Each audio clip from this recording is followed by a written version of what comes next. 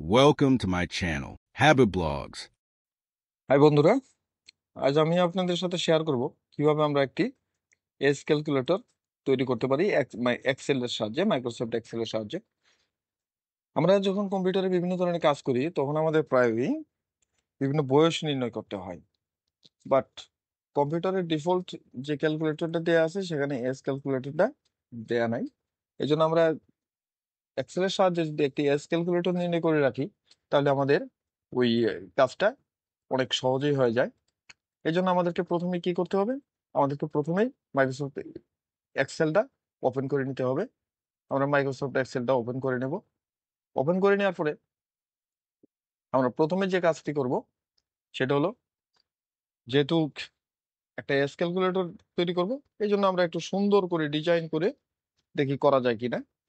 আমরা প্রথমেই একটা সেলে লিখবো এজ ক্যালকুলেটর লিখবো, এবং লেখার পরে আমাদের এই এজ ক্যালকুলেটরটা অবশ্যই আমাদের ডেট অফ বার্থ অথবা যে তারিখে আমি চাকরিতে যোগদান করেছি সেই তারিখে, সেটা অনুযায়ী হবে। এই জন্য আমাকে প্রথমেই লিখতে হবে ডেট অফ বার্থ। আমি লিখলাম ডেট অফ বার্থ। এরপর ঘরটাতে আমার লিখতে হবে টুডেজ ডেট। টুডেজ ডেট অর্থাৎ আজকে, আজকের তারিখটা কত দেখলাম। আমরা এখান থেকে কি কি চাচ্ছি? আমরা এখান থেকে চাচ্ছি আমার আজকে বছর কত, মাস কত, এবং দিন কত। বন্ধুরা, এটা অনেক একটু সাদামাটা দেখাচ্ছে। আমরা একটু চেষ্টা করলে এটাকে আরো সুন্দর একটা লুক দিতে পারি। এই জন্য আমরা কি করব, এই এটা সিলেক্ট করে মার্জিন সেন্টার যদি করে দিই তাহলে আমাদের অবশ্যই দেখতে সুন্দর লাগবে। এবং এর থিম কালারটা যদি আমরা চেঞ্জ করে আমরা এটা করে দিই, এবং এর ফন্ট কালারটা চেঞ্জ করে যদি হোয়াইট করে দিই তাহলে আমার মনে হয় দেখতে ভালোই লাগবে। তারপরে আমাদের ডেট অফ বার্থের যে দেখতেছি আমরা ডেট অফ বিআই, টুডেজ ডেটের মধ্যে দেখতেছি টুডেজ ডি। এই যে সম্পূর্ণ লেখাটা নিয়ে আসার জন্য আমরা কি করব, আমরা এই কলামের উপরের দিকে যদি গিয়ে ডাবল ক্লিক করি তাহলে এর জন্য যতটুকু জায়গা দরকার ততটুকুই নেবে। সেম কাজটা আমরা এখানেও করলাম, এবং এই সবগুলো লেখাকে সেন্টার পয়েন্ট করার জন্য আমরা সেন্টার করে দিলাম। এবং চাইলে আমরা এটাকে আরো সুন্দর একটা লুক দিতে পারি। সুন্দর লুকটা আমরা দিতে পারি এইভাবে যে, যদি আমরা আহ, আমরা এটাকেও মার্জিন সেন্টার করে নেই এবং এইটাকেও মার্জিন সেন্টার করে নেই। হ্যাঁ, চাইলে আমরা এই লেখাটাকে একটু বড়ও করে দিতে পারি, অবশ্যই বড় করে দিলে ভালো লাগবে। হ্যাঁ, এজ ক্যালকুলেটর, ওকে। আমরা এজ ক্যালকুলেটর তৈরি করলাম, এবং এইটাকে যদি আরেকটু বড় করে নেই, হুম, ভালোই লাগছে। এখন এইটাকে যদি আমরা করি, এটাকে থিম কালার যদি আমরা এই কালারটা দিয়ে দিই,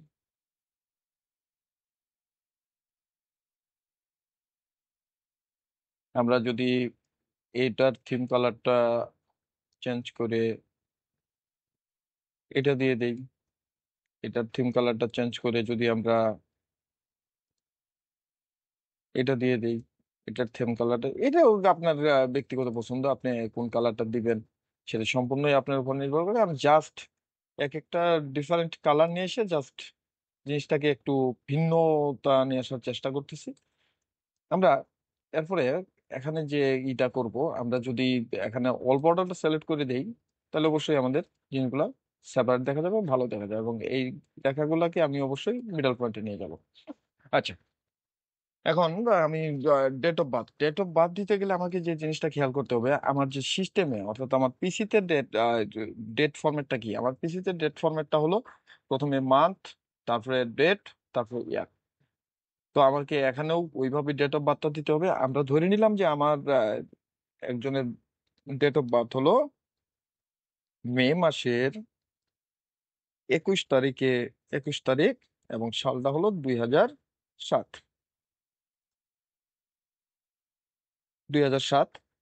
তো আমরা আর টুডেজ ডেট, টুডেজ ডেটের ভিতরে আমরা একটা ফর্মুলা ইউজ করব, যে ফর্মুলার সাহায্যে আমরা এটাকে ডাইনামিক করতে পারি, অর্থাৎ যেদিন হবে সেদিনের ডেটটা নিয়ে নেবে। এক্ষেত্রে আমরা প্রথমে ইকুয়াল টু যাব, ইকুয়াল টু যাওয়ার পরে ফর্মুলা বারে মাউসের পয়েন্টারটা রেখে আমরা ওখানে লিখবো টুডে, টিও দেওয়ার সাথে আসছে। আমরা যদি ট্যাব প্রেস করি আমাদের এটা নিয়ে নেবে, সূত্রটা নিয়ে নেবে, এবং আমরা এটা প্রেস করলে টুডেজ ডেটটা চলে আসবে। এখন আমাদের ইয়ার কত, ইয়ার ইয়ার বের করতে গেলে আমাকে এখন যা করতে হবে যে একটা ফর্মুলা ইউজ করতে হবে। অবশ্যই এটি এক্সেলের নিজস্ব ফর্মুলা না, বাট এই ফর্মুলাটা এখানে কাজ করে। তো এই জন্য আমাকে কি করতে হবে, একটা ইকুয়াল টু সাইন কল করতে হবে। ইকুয়াল টু পরে আমরা যে ফর্মুলাটা একত্রে দেবো সেটা হলো ডেটেড ইফ, ডেটেড ইফ দেওয়ার পরে আমরা ট্যাব দিলাম, আমাদের নিল না, কারণ এই সূত্রটা নাই। এই জন্য আমরা এখানে কি করব, ম্যানুয়ালি সূত্রটা টাইপ করতে হবে। এই জন্য আমরা ফার্স্ট ব্র্যাকেট ওপেন করলাম, ওপেন করার পরে আমি কি করব, আমাদের date of birth, date of বার্থটা মানে ফার্স্ট ডেট যেটা এটা দেবো, দেওয়ার পরে একটা কমা দেব, দেওয়ার পরে আবার টুডেজ ডেট দেব, দেওয়ার পরে কমা দেব, কমা দেওয়ার পরে আমরা ইনভার্টেড কমা ওপেন ক্লোজ করে এর ভিতরে লিখবো, ইনভার্টেড কমাটা ওপেন ক্লোজ করে এর ভিতরে আমরা লিখবো ওয়াই, ওয়াই, ওয়াই বলতে ইয়ার। আমরা যদি দেই ইন্টারপ্রেট করি, দেখেন কত সুন্দর মতো চলে আসছে। এখন এই জিনিসটা সুন্দর মতো চলে আসছে। এখন আমি মান্থ নেব, তার মানে 17 বছর বয়স, কিন্তু মাস কত, মাস নেওয়ার জন্য আমাকে আবারও এই সূত্রটা আমি কপি করে নিই, কন্ট্রোল-সি দিয়ে কপি করে নিলাম। কপি করে নিয়ে আমি আবার মান্থের ঘরে ওই সূত্রটাকেই অ্যাপ্লাই করব।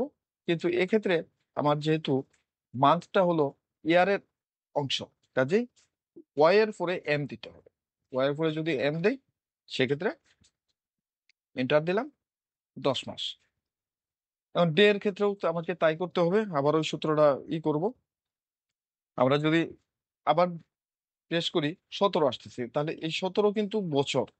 আমাকে একটা জিনিস বুঝতে হবে যে বছরের আন্ডারে হলো মাস, আর মাসের আন্ডারে হলো দিন। কাজেই আমাকে এখানে লিখতে হবে এম ডি। এম ডি লিখে আমি যখন ইন্টার প্রেস করলাম তখনই সুন্দর মতো চলে আসছে। এই কাজটা আমরা যত জনের জন্য দরকার তত জনের জন্যই করতে করতে পারি। আমরা সাপোজ আরেকজনের জন্ম তারিখ হলো আহ